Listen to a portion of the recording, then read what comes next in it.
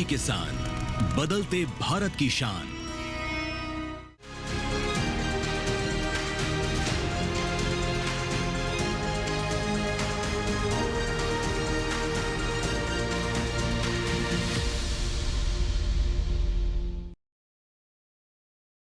नमस्कार, स्वागत है आपका कृषि दर्शन में। मैं हूं अंजू सिंह। कृषि दर्शन एक ऐसा कार्यक्रम है जो कि आप किसानों को कृषि जगत से जुड़ी तमाम नई जानकारियां देता है। हमारा मकसद होता है कि हमारे किसानों को सरकार की योजनाओं और नई तकनीक के बारे में जानकारी मिल सके, ताकि उसका उचित इस्तेमाल कर आप खेती किसानी में बेहतर लाभ ले सकें। इसके लिए हमने अपने कार्यक्रम में 3 सेगमेंट रखे हैं। सबसे पहले हम बात करते हैं विज्ञान और किसान की, उसके बाद नजर डालते हैं कृषि स्टार्टअप पर, और अंत में देखते हैं फार्मिंग इंडिया। तो चलिए शुरुआत करते हैं आज के कृषि दर्शन की। अब नजर डालते हैं विज्ञान और किसान पर।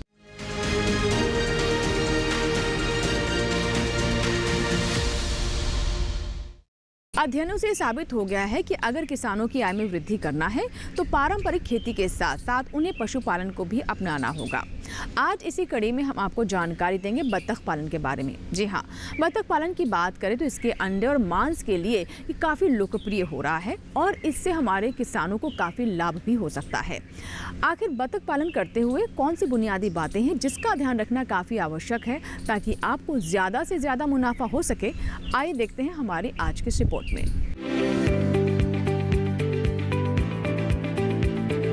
मुर्गियों की तरह बतखें भी आमतौर पर अंडे और मांस के लिए पाली जाती हैं।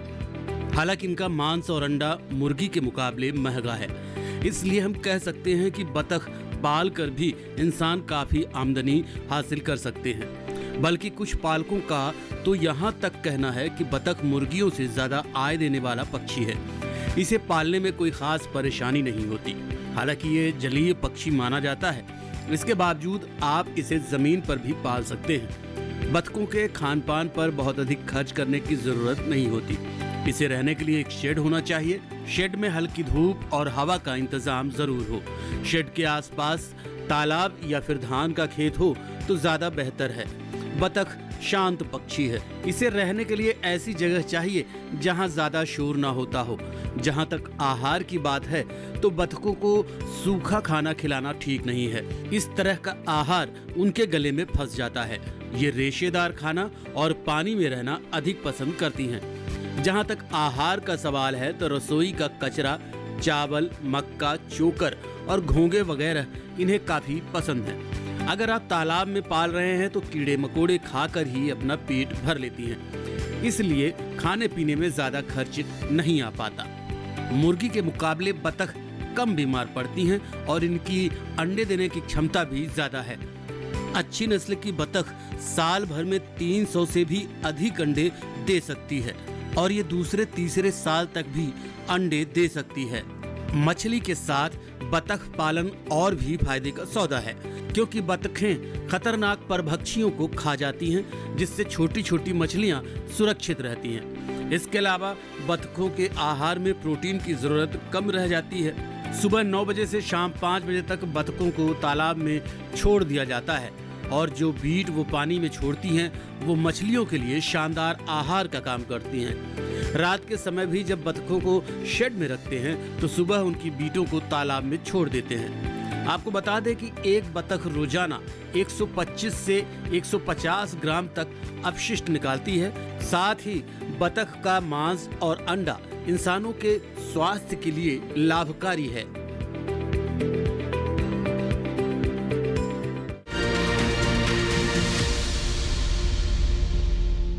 इसी के साथ ही कृषि दर्शन में यहाँ लेंगे एक छोटा सा ब्रेक के बाद जब वापस आएंगे तो बात करेंगे कृषि स्टार्टअप की। कहीं मत जाइएगा, देखते रहें कृषि दर्शन।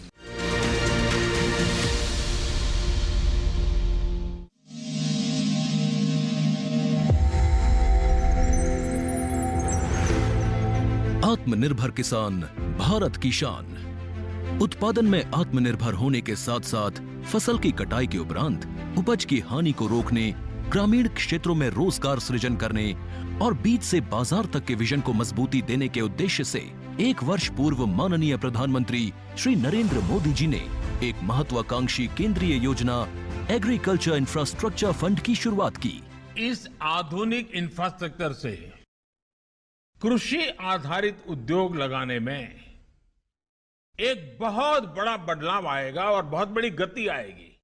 साथियों, अब हम उस स्थिति की तरफ बढ़ रहे हैं जहां गांव के कृषि उद्योगों से फूड आधारित उत्पाद शहर जाएंगे और यही तो आत्मनिर्भर भारत अभियान का संकल्प है। एग्रीकल्चर इंफ्रास्ट्रक्चर फंड से पात्र लाभार्थी गोदामों का निर्माण कर सकते हैं, छटाई या ग्रेडिंग इकाई, पैकिंग हाउस, सप्लाई चेन और कोल्ड चेन जैसी सुविधाएं या फिर प्राथमिक कृषि प्रसंस्करण केंद्र की स्थापना कर सकते हैं। इस योजना के तहत पात्र लाभार्थियों को 2 करोड़ रुपए तक के ऋण पर अधिकतम 7 वर्ष के लिए ब्याज में 3% तक की छूट दी जा रही है। ऋण पुनर्भुगतान के लिए 6 महीने से 2 वर्ष तक मोरेटोरियम की सुविधा भी उपलब्ध है।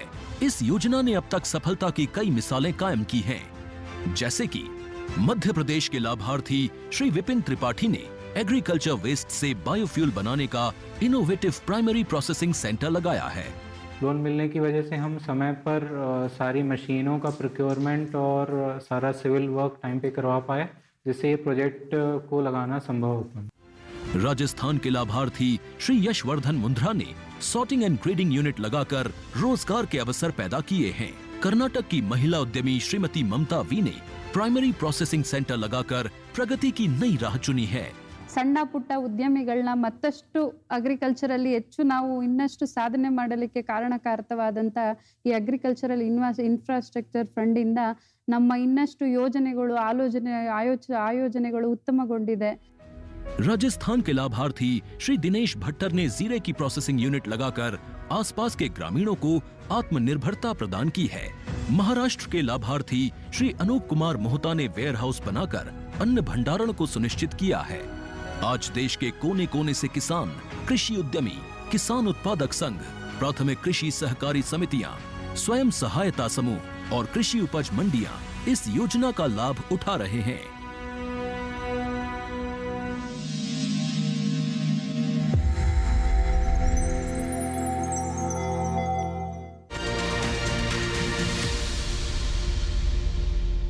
नमस्कार, आप देख रहे हैं डीडी किसान। मैं हूं एआई कृष और आज हम मध्य प्रदेश और छत्तीसगढ़ में होने वाली खेती किसानी से संबंधित सलाहों के बारे में पूरी जानकारी देंगे। मध्य प्रदेश में गेहूं के खेत में सिंचाई कर लें, यहां सरसों के खेत में जरूरत पड़ने पर सिंचाई करें। किसान मसूर के खेत से खरपतवार निकालें, वहीं अरहर की कटाई कर सकते हैं। मध्य प्रदेश में गन्ने के खेत में पर्याप्त नमी बनाए रखें, गन्ने के खेत से घास फूस निकाल लें। इसके अलावा कपास के खेत में सिंचाई कर लें। किसान आलू के खेत में जरूरी उर्वरक का इस्तेमाल कर सकते हैं। अभी बैंगन में कीट लगने की संभावना है, ऐसे में बैंगन में कीटों से बचाव के लिए कृषि विशेषज्ञों की सलाह से कीटनाशक छिड़कें। इसी तरह मिर्च में कृषि विशेषज्ञों की सलाह से कीटनाशक का छिड़काव करें। छत्तीसगढ़ में अरहर के खेत की उचित देखभाल करें। किसान गेहूं के खेत में सिंचाई कर लें। इसके साथ ही काबुली चने की बुवाई कर सकते हैं। यहां सरसों के खेत में कीट लगने की आशंका है, ऐसे में सरसों में कीटों से बचाव के लिए कृषि विशेषज्ञों की सलाह से कीटनाशक छिड़कें। छत्तीसगढ़ में कुसुम के खेत में निराई कर लें, वहीं गन्ने की कटाई कर सकते हैं। किसान टमाटर के खेत में जरूरी उर्वरक का इस्तेमाल करें, साथ ही शलगम में भी जरूरी उर्वरक डाल सकते हैं। इसके अलावा मक्के के खेत में निराई और गुड़ाई कर लें। छत्तीसगढ़ में फूल गोभी के खेत में जरूरी उर्वरक डाल सकते हैं। इसी तरह कृषि और किसानों से जुड़ी हर महत्वपूर्ण जानकारी के लिए हमारे साथ जुड़े रहिए और देखते रहिए डीडी किसान।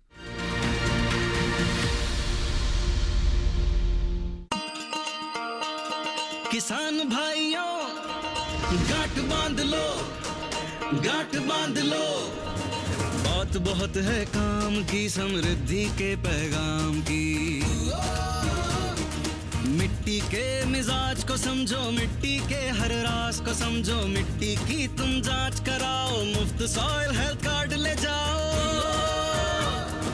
कभी मुनासिब बीज लगाओ, सही किस्म की खाद ले आओ, जितनी जरूरी उतनी डालो, सही मात्रा खुद पहचानो, इसको अपना मंत्र बना लो, मिट्टी की सेहत तो जानो। बात बहुत है काम की, कम लागत अधिक वरदान की, किसान भाइयों गांठ बांध लो। आज ही मिट्टी की जांच कराएं, राज्य सरकार के कृषि अधिकारी से संपर्क करें और मुफ्त में सॉइल हेल्थ कार्ड पाएं। कृषि और किसान कल्याण मंत्रालय द्वारा किसान हित में जारी। ब्रेक के बाद आपका स्वागत है। आप देख रहे हैं कृषि दर्शन। आइए अब नजर डालते हैं कृषि स्टार्टअप पर।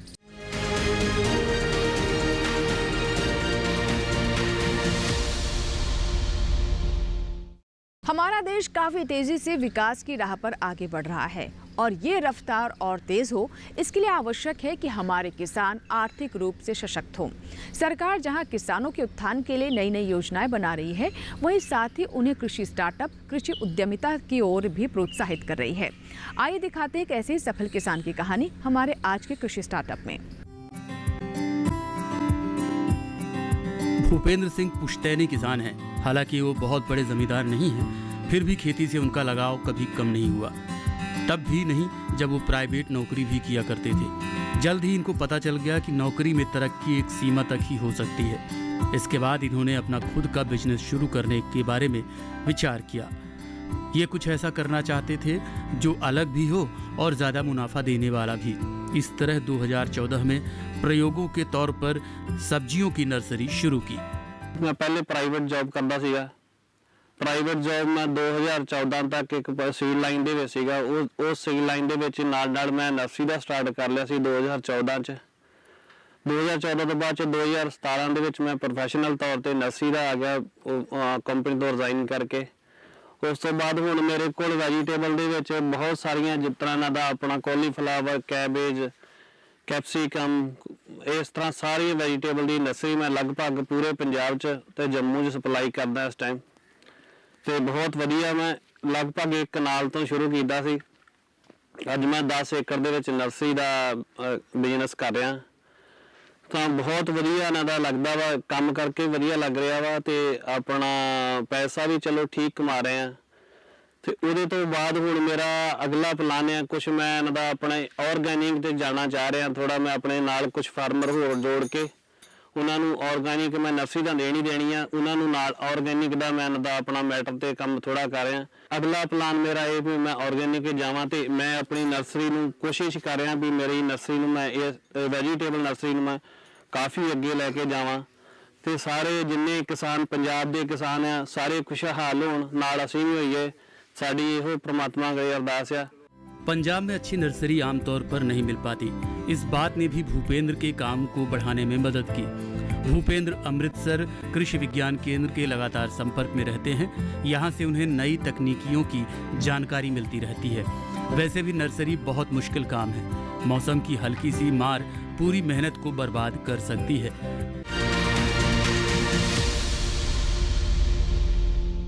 इसी के साथ ही कृषि दर्शन में यहाँ वक्त हुआ छोटी सी ब्रेक का, लेकिन ब्रेक के बाद जब वापस आएंगे तो बात करेंगे फार्मिंग इंडिया की। कहीं मत जाइएगा, देखते रहें कृषि दर्शन।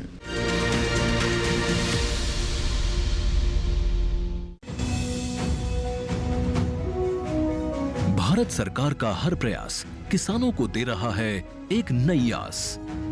देश के किसानों की खुशहाली और उन्हें आत्मनिर्भर बनाने के लिए भारत सरकार समर्पित है। प्रधानमंत्री श्री नरेंद्र मोदी जी के नेतृत्व में कृषि क्षेत्र में किए गए निरंतर प्रयासों के फलस्वरूप देश खाद्यान्न व बागवानी के क्षेत्र में आत्मनिर्भर हो चुका है और देश में दलहन का उत्पादन भी बढ़ा है। इसी तरह भारत सरकार ने खाद्य तेलों के उत्पादन को बढ़ाने के भी अनेक प्रयास किए हैं। इसी क्रम को आगे बढ़ाते हुए माननीय प्रधानमंत्री श्री नरेंद्र मोदी जी के नेतृत्व में भारत सरकार ने दूरदर्शी निर्णय लेते हुए राष्ट्रीय खाद्य तेल मिशन ऑयल पाम की शुरुआत की है। इस मिशन से देश भर के किसानों को बहुत लाभ मिलेगा।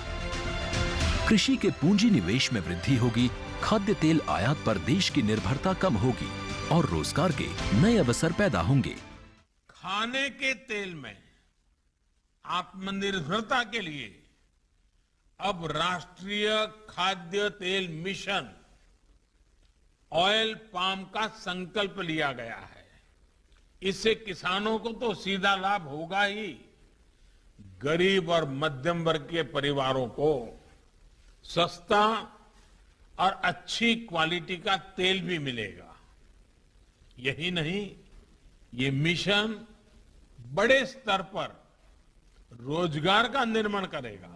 इस मिशन के अंतर्गत ऑयल पाम का रकबा और पैदावार बढ़ाने पर जोर देने के लिए सरकार ने 11,000 करोड़ रुपए से अधिक की सहायता राशि निर्धारित की है। मिशन के तहत सरकार ने ऑयल पाम की खेती के लिए रोपण आदि की सहायता में बढ़ोतरी करते हुए पहले मिलने वाले 12,000 रुपए प्रति हेक्टेयर को बढ़ाकर 29,000 रुपए प्रति हेक्टेयर तक कर दिया है। ऑयल पाम के पुराने बागों के पुनरुद्धार के लिए 250 रुपए प्रति पौधा के हिसाब से विशेष सहायता दी जा रही है। पौधारोपण सामग्री की कमी दूर करने और बीजों की पैदावार करने वाले बागों को भी सहायता दी जाएगी। इसके तहत 15 हेक्टेयर ऑयल पाम उद्यान के लिए 80 लाख रुपए तक की सहायता राशि दी जाएगी। इसके अलावा नर्सरी विकास के लिए 40 लाख रुपए तक तय किए गए हैं। पूर्वोत्तर और अंडमान राज्यों के लिए विशेष सहायता का भी प्रावधान है। ऑयल पाम के किसान ताजे फलों के गुच्छे यानी FFB का उत्पादन करते हैं, जिनकी वर्तमान में कीमतें अंतर्राष्ट्रीय मूल्यों में उतार चढ़ाव के आधार पर तय होती हैं।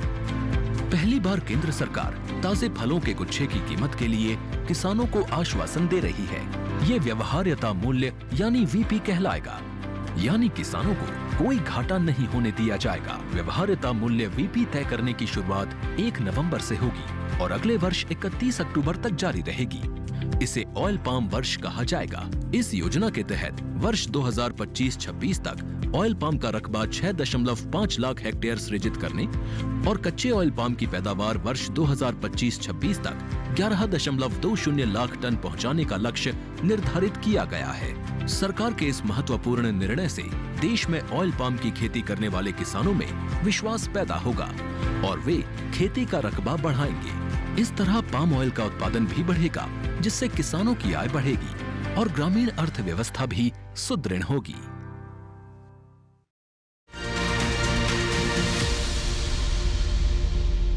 नमस्कार किसान मित्रों, मैं हूं आपका AI एंकर कृष।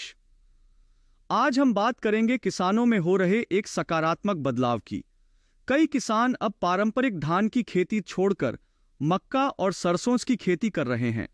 यह बदलाव न केवल पर्यावरण के लिए लाभकारी है, बल्कि किसानों की आय भी बढ़ा रहा है। धान की खेती की चुनौतियां: धान की खेती में पानी की भारी खपतवान होती है। यह मिट्टी की उर्वरता को धीरे धीरे कम कर देती है। मक्का और सरसों क्यों हैं बेहतर विकल्प? 1. कम पानी की आवश्यकता। मक्का और सरसों की खेती में धान की तुलना में बहुत कम पानी लगता है। 2. सरकार की योजनाएं। इन फसलों पर सरकार की सब्सिडी और योजनाएं किसानों को अतिरिक्त लाभ देती हैं। किसानों का अनुभव, जो किसान इस बदलाव को अपना रहे हैं, वे बता रहे हैं कि इससे उत्पादन लागत कम हुई है और लाभ बढ़ा है। साथ ही जल संरक्षण के प्रयासों में भी योगदान हो रहा है।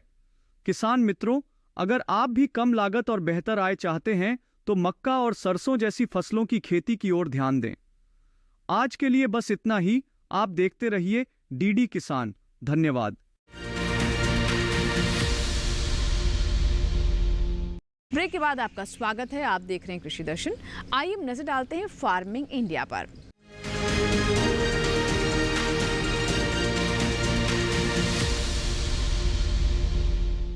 फार्मिंग इंडिया में आइए अब आपकी मुलाकात करवाते हैं हमारे AI एंकर कृष से, जो कि आपके लिए कुछ खास जानकारियां लेकर आए हैं।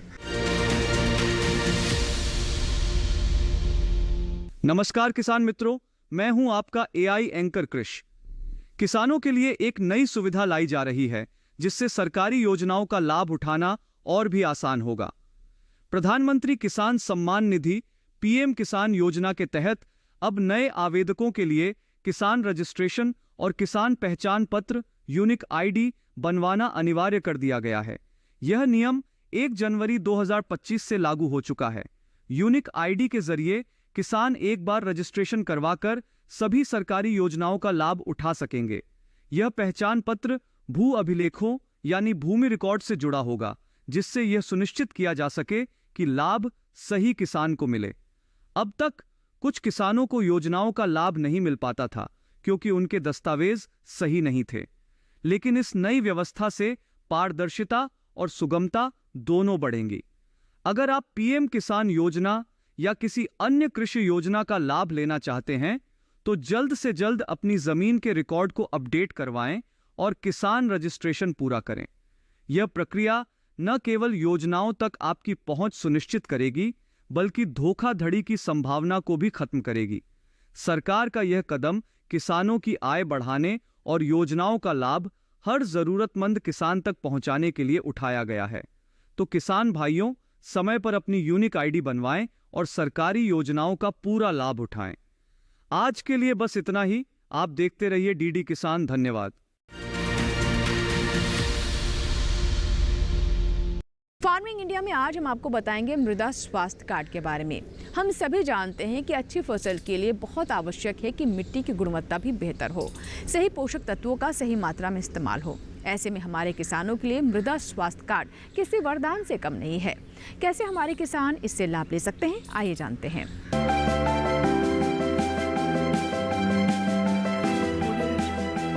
मिट्टी की कमजोर सेहत का असर फसलों की पैदावार और गुणवत्ता दोनों पर पड़ रहा है। साथ ही फसल लागत भी बढ़ती जा रही है। इसी समस्या के समाधान के लिए केंद्र सरकार ने 2015 में सॉइल हेल्थ कार्ड यानी मृदा स्वास्थ्य कार्ड योजना शुरू की थी। ये वही साल था जिसे अंतर्राष्ट्रीय मृदा वर्ष के रूप में मनाया गया।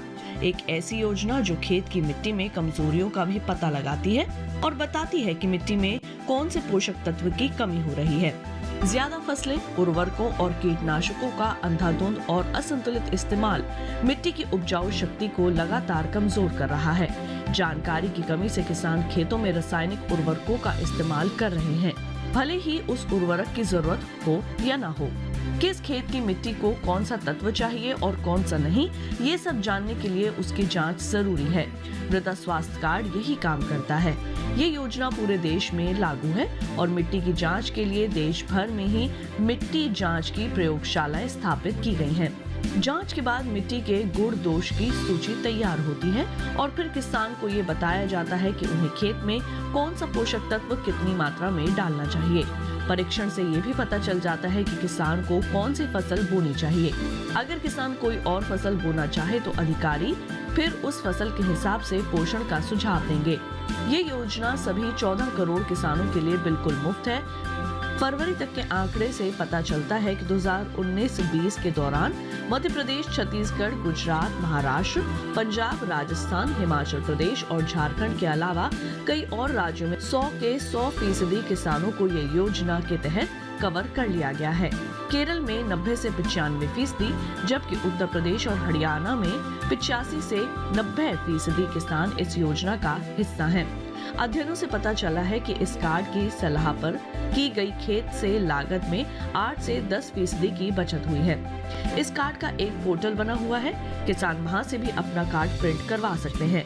इस पोर्टल पर 21 भाषाओं में खेती के बारे में बहुत सी जानकारियां उपलब्ध हैं। किसानों के लाभ के लिए प्रशिक्षण, प्रदर्शनी और किसान मेलों का भी आयोजन किया जाता है। 2019-20 के दौरान आदर्श ग्राम विकास के नाम से एक परियोजना शुरू की गई है, जिसके तहत खेतों से मिट्टी के नमूने उठाए गए। परियोजना के तहत हर ब्लॉक से एक गांव लिया जाता है और वहां मिट्टी के नमूने जमा करके उनकी जांच होती है। इस तरह हर गांव में 1 हेक्टेयर रकबे की जमीन से नमूने लिए जाते हैं।